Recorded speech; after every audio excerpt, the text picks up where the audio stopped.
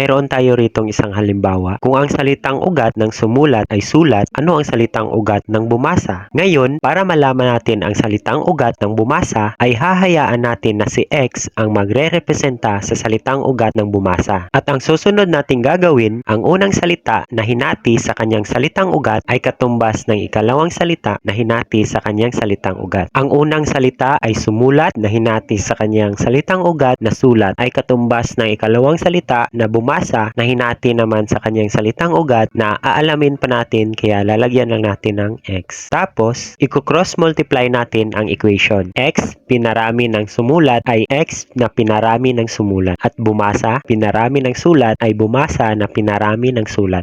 Ang hirap magtagalog sa math. At hahatiin natin ng sumulat ang parehong panig. Tapos, papasimplehin ang equation. Tatanggalin natin ang salitang sumulat kaya ang matitira na lang sa kaliwa ay X. At sa kabila naman, tatanggalin natin si S, U, M, U, L, A, at T. Kaya ang natitirang letra na lang ay B, A, S, at A. At mayroon tayong X na katumbas ng basa. Kaya ang salitang ugat ng bumasa ay basa.